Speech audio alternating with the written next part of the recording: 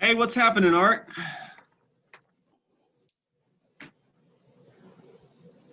Can you hear me okay, Art? Hey guys, hello. How you doing today? Man, I am at Stillness of Soul.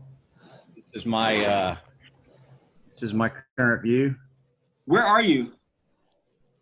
I'm up at our mountain house, Beach Mountain. That's pretty awesome. That's Yeah, beautiful.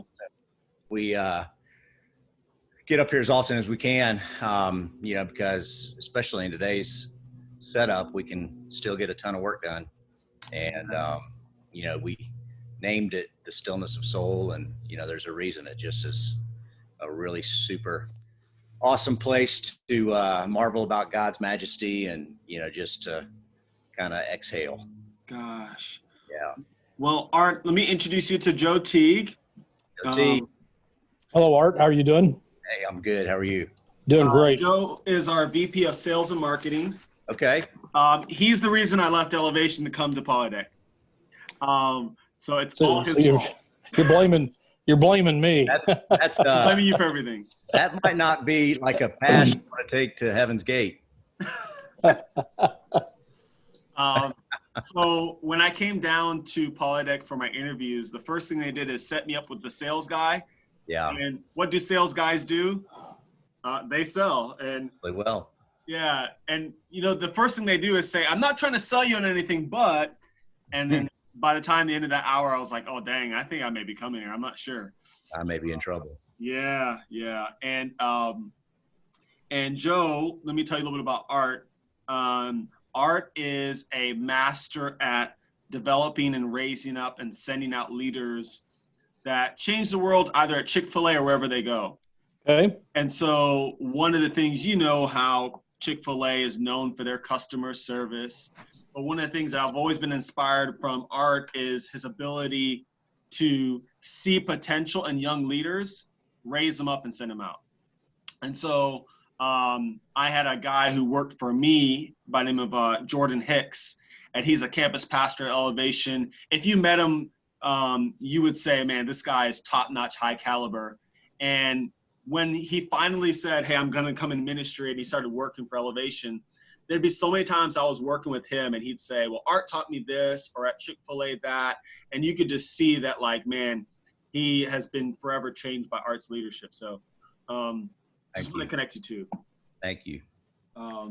And so just to kind of give you a little bit of background, Art, our senior leaders here at Polydeck, they're going through a kind of training progression around living out values that we have each and every day. And one of them is this promise that we want all our leaders to embody in this phrase that says, I will keep a customer-focused mentality. And, I texted you the other day when I left your drive-through, and there have been so many different times in my life where, walking away from Chick-fil-A at the end of a day has been like, it's changed my day. And so I wanted to have Joe's going to ask you a few questions. I'll ask you a few questions about how that's ingrained, but not just as a company at Chick-fil-A, but with what you've been able to do, because I've been definitely impacted by your leadership as a guest, and then also as someone who got one of your employees after he left. And so Thank you. Thank you. so first of all, can you just share like how you got introduced to Chick-fil-A and what has that process looked like when you scroll back 20 plus years? Yeah, so I joined Chick-fil-A in '89, so going on 30 plus years, and I was an entrepreneur. Always had going back to 12 years old, paper route. Sold the paper route in order to start a lawn maintenance company. Sold that after college, started a company, and then after 2 years of the grind of trying to create brand, equity and brand awareness, sold that. And in the process was looking at just as a consumer, what are brands that, I love. And back at that point in time, I was at Winthrop University, we only had Chick-fil-A restaurants in the malls. And, and so it was on my short list just because I knew that every time I was either going to the mall or walked into the mall, that pixie dust from Chick-fil-A kind of sprinkle over you. And it didn't matter. It didn't matter if it was 10 a.m., noon, 2 p.m., 5 p.m. I mean, it was always 8 wide, 8 deep. So I knew that, I loved the brand. I loved the food. I loved, what I knew about the brand, which at that point was not a lot, and began the process. And so after my first series of interviews at the corporate office, much like, sounds like Joe did to you, Joel, I was hooked. I walked out, threw away the other, considerations, and went all in. Chick-fil-A, when you hear it's easier to get in the CFA than the CIA and all that jazz, it's just because it is such a phenomenal brand and an opportunity. And so I had to go on the road for 2.5 years and earn my stripes to be considered. And then we opened the first freestanding restaurant in 1991 in Charlotte, outside the state of Georgia. So I was 26, guinea pig kind of a scenario. We were, as a company looking at these freestanding restaurants, didn't know very much about them. I had nothing to lose. And so long and short, I was the guy selected, and, kind of the rest is history. So I was there at the Arboretum 27 years. And then I transferred over, gave up that franchise to take the one that I'm now at, Chick-fil-A Waverly. I have been there for 3.5 years. Wow. How do you train someone who is in the generation where people say they don't care about anything, in the generation where they say they don't have a good work ethic? How do you train someone to say, not just my pleasure, but have a mindset that says, if a customer's in front of me in a high transaction environment, I'm going to care for all of them with a high standard? How do you do that? So very systematically, methodically, and the vetting process, it starts with finding kids, in the case of, if you're hiring kids, that have character. And so we start out of the gate looking for character, whether they have a work ethic, whether they can push a broom or say my pleasure, or, have ever been taught any of those, elements of service, customer service, hospitality.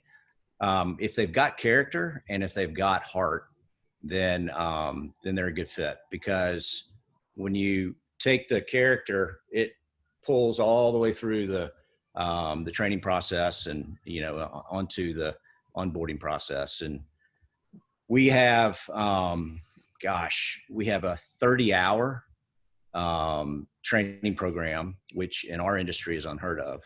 And basically we take each of these individuals, usually in groups of 4 to 8, through this 30-hour tryout. And it's a tryout. And so we've vetted them based on character, based on heart, and selected them to come into the, the training tryout orientation. And then, it takes anywhere from 4 to 5 weeks, to walk them through that. And we cull the group along the way if needed. Mm-hmm. And then at the end, we have a big celebration, a big graduation party. And at that point, they're onboarded onto the staff to where they can begin working in a customer, frontal position where, they're actually in interaction with the customer. So 30 hours before they even, get to that point. After that, we do a 5-shift shadow program where we partner them up with a certified trainer in the store. It's usually a 3-hour shift. And we walk them through 5 shifts of different front of the house, back of the house, stock. Where do I find this? How do I do that? And just, just have a 5-day period where, we're still kind of putting a mother hen arm around them. And then, they go into the regular scheduling pool. The thing that I think is like insurmountable on success is you've got to have a vision that's real. So you talked about embody the values. We talk about our leadership style, and it's a servant leader style. Serve on an acronym is see and shape the future, engage and develop others, reinvent yourself continuously, embrace results and relationships, and embody the values of our vision.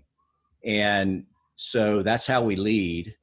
And day one, we tell the trainees that the theme of our training of this 30-day tryout is we're going to teach, activate, and flip the switch of your unique package of awesome.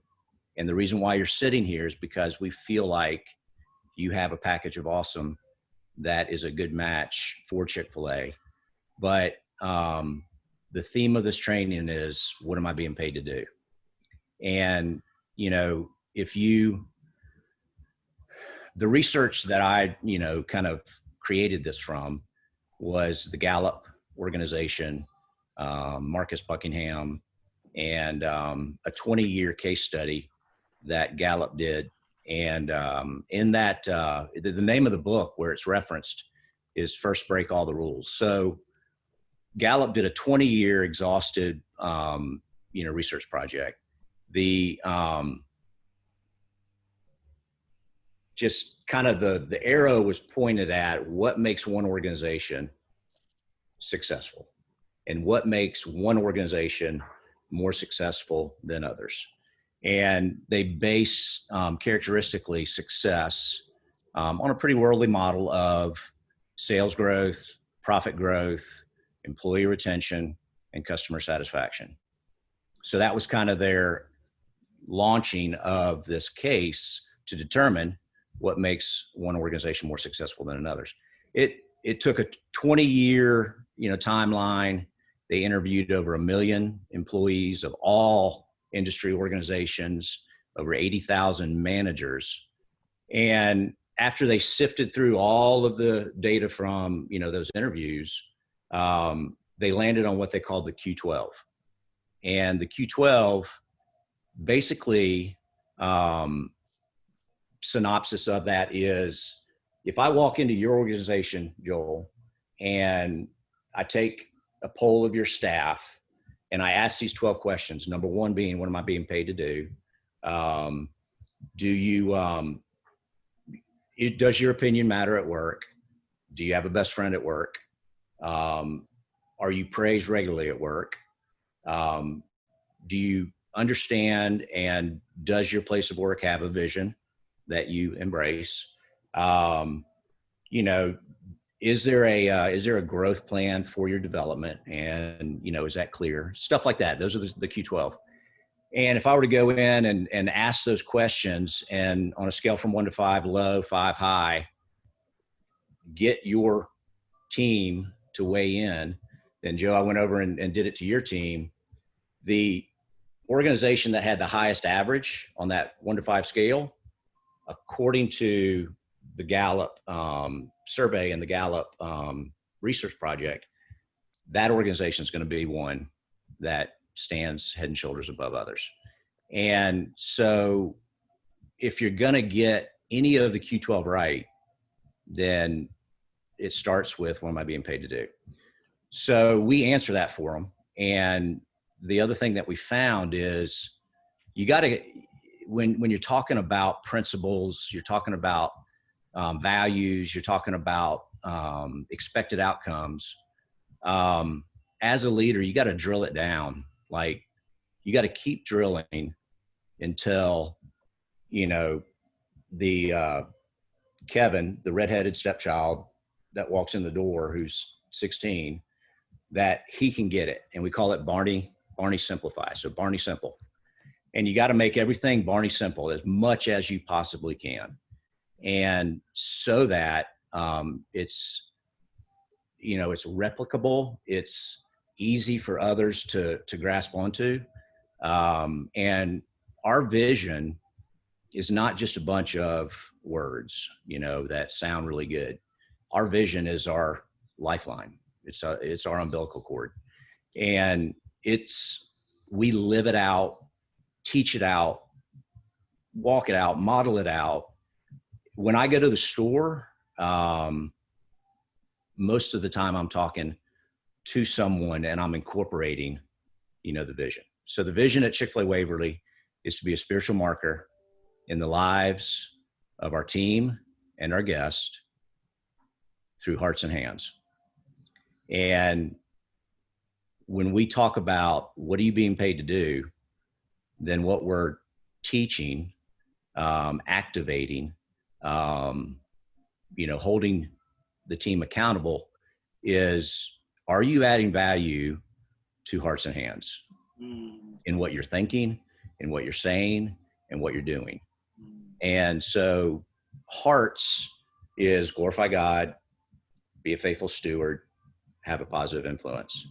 That's the heart of our vision. The hands is fresh, flavorful food that's always first rate, second mile hospitality, clean, friendly, safe environment. So what we teach in answering the question and the theme of their, you know, training and then their ongoing employment is you're being paid to think and to say and to do whatever adds values to those, or value to those 6 things. And you have a package of awesome. You have a unique you. And we want you to bring that unique you, personality, style, methodology, ideation. Like, you bring that as it is unique to you, wrap it with adding value to glorifying God, being a faithful steward, having a positive influence, fresh, flavorful food, second mile service, and clean, friendly, safe environment. And you're going to be a rock star. And go ahead. What do you say to someone or a young leader who gets in the spot that says, Art, that's awesome, but I got to flip the chicken. I got to get it done. It's 12:30. It's crazy right now. I don't have time for all that. Like, what do you do when the quote business need can compete with just the vision?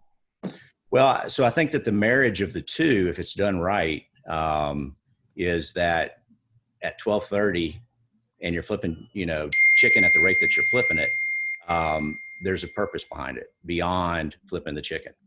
And you're flipping the chicken in a way that's having a positive influence. You're flipping the chicken in a way that's providing fresh, flavorful food that's first rate. You're flipping the chicken to make sure that it's a safe, you know, product for the guest. And there's purpose behind the way that you're flipping chicken. And if you engage people, no matter what genre or what, you know, ZXY, millennial, if you engage them with something that's a Barney Simple vision of purpose, they'll get on board with it. But what I found is it never ends. Like, never ends. You know, you may feel like a parent that is telling a child for the 575th time to you know, to do this action, and that, you know, you're just like nauseated over it. But so you're saying if you say it once, it doesn't stick at all. So you're saying that training is the process of repetition until learning is achieved. And you never really learn. And you never get there. Yeah. Like, I've had people who, you know, have left and they had an epiphany. And 2 years later, they're like, you know, I heard about all the time about this hearts and hands and da da da da da. I mean, it's just like, yeah, but I don't get it. I didn't get it until now in this season of life. Wow. And in the training, you know, the time that I spend with them really is just not only to support, you know, that, but, you know, to share with them, you know, a couple of sticky statements, you know, personal stuff about myself. But one of the things that I'll say is, you know, hey guys, you're here, you're at the beginning of your journey. Our hope and prayer is that you're going to write the next 3 to 6 years of the chapters of Chick-fil-A Waverly, average tenure of employment. And we're going to write those chapters together with your unique package of awesome as you bring to life, adding value to hearts and hands. And I said, here's the deal. You're going to have a lot of 1230 crazy, you know, days. And, you know, you're going to get like cross-eyed, you know, in the blurriness of, you know, all of that. But just know that throughout all of your experience, whether it clicks when you're here or whether it clicks later, with 100% assurance, you're going to love your job for life. Wow. And then I take a pregnant pause. And like, if it's a group of 6, 3 here, 3 there, then I'll look over at Joe's side. I'll pick Joe out and I'll say, Joe, this half of the table is like, right now y'all are thinking probably, oh yeah, here's the owner, motivational speech 101. Yeah. Expected to, you know, to hear that. And then I'll look over on Joel's side and I'll say, Joel, over here on y'all's side, you know, you guys are like, this dude's blowing some serious smoke, you know, up my pant leg right now. And like, that's, yeah, whatever. And then I'll kind of pregnant pause again. I'll say, here's the deal.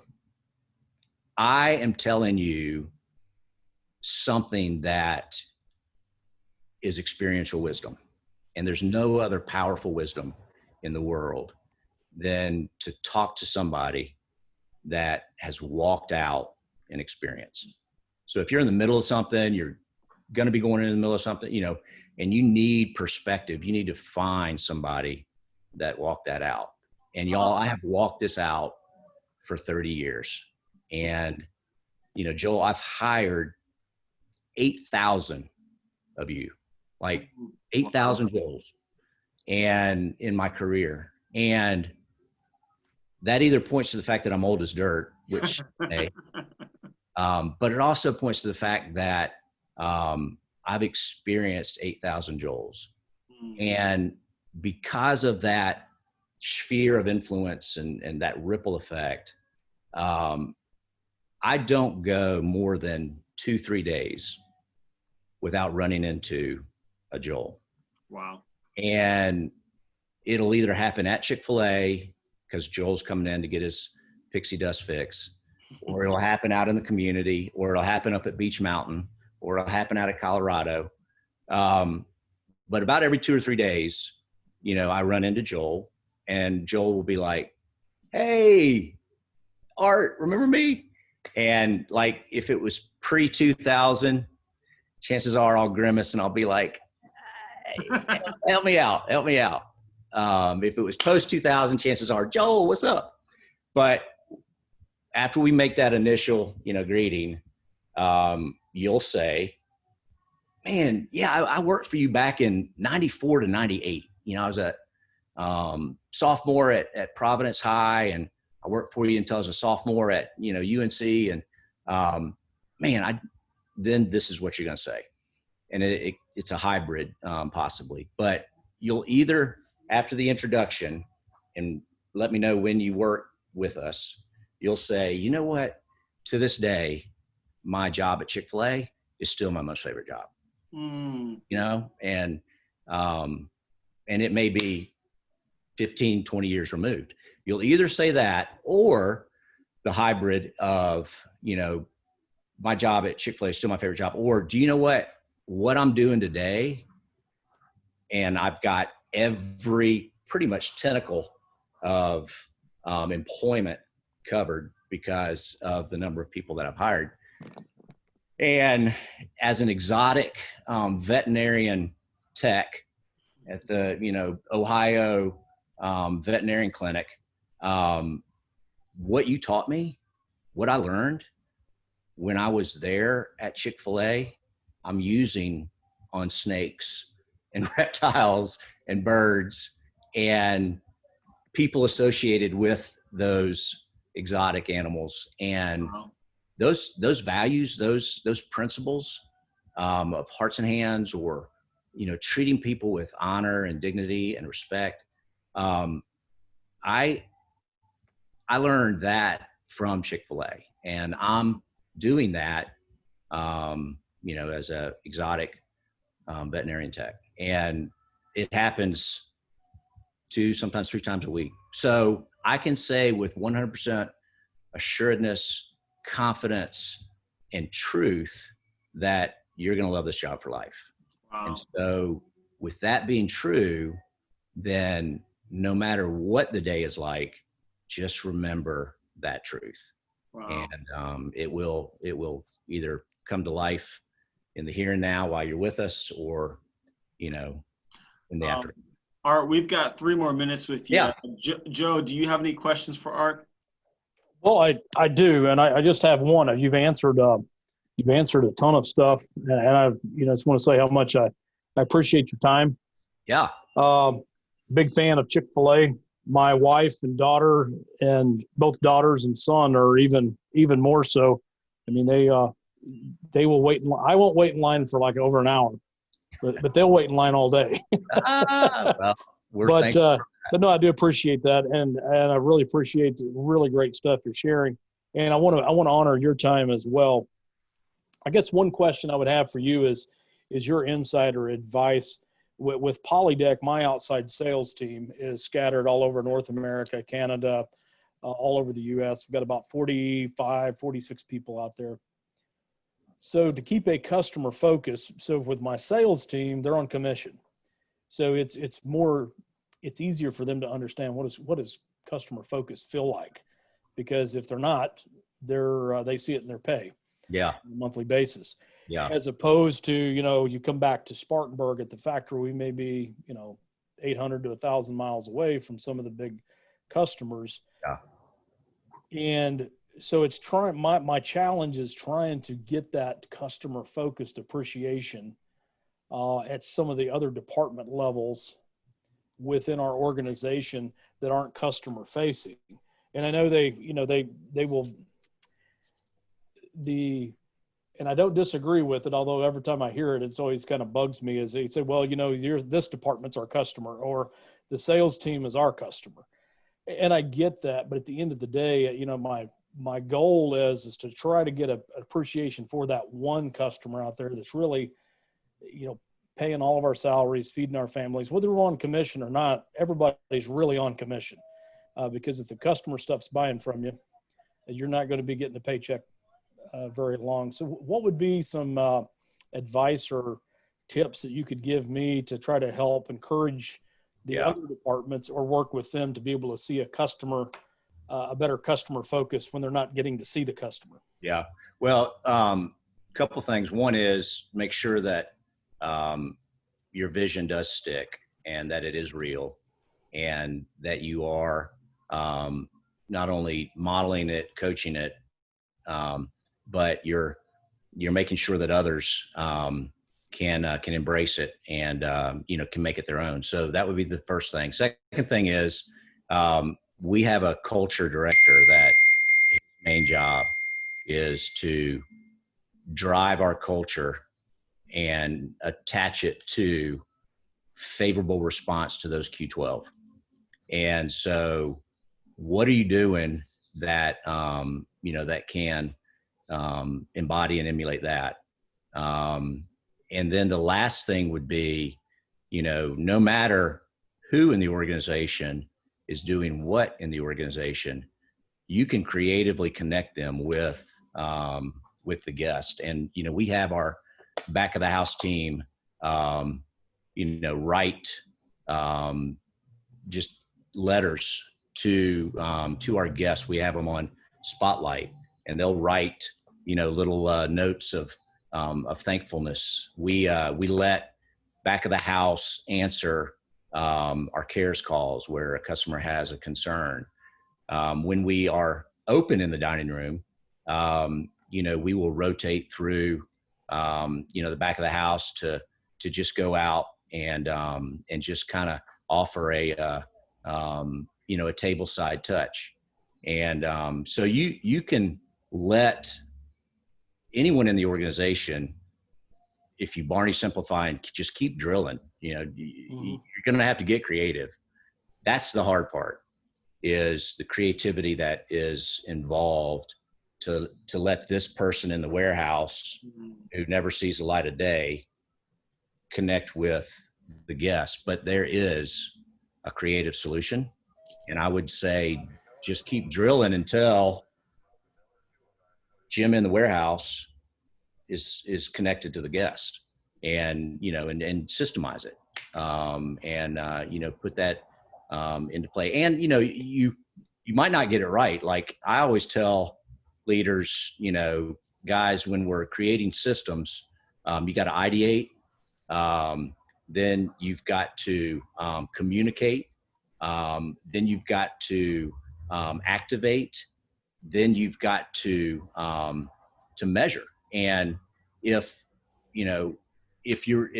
people that are creating systems are walking through, that formula, and it can be measured, and it's got to be like really measured, like not just like, brushstroked.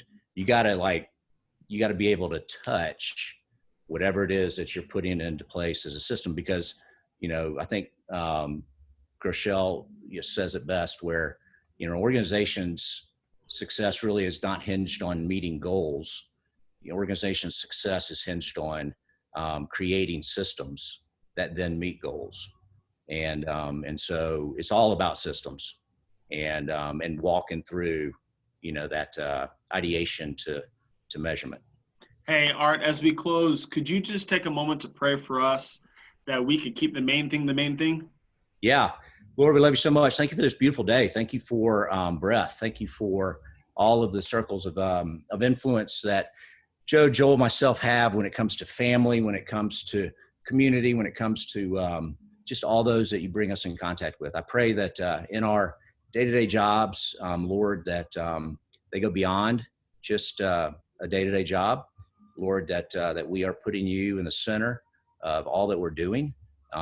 We're trying to live out the way that you have just knit us together in a way that brings you glory in all things, in all conversations, and in all ways. And so I just pray that we would keep the main thing the main thing, because at the end of the day, it's just chicken.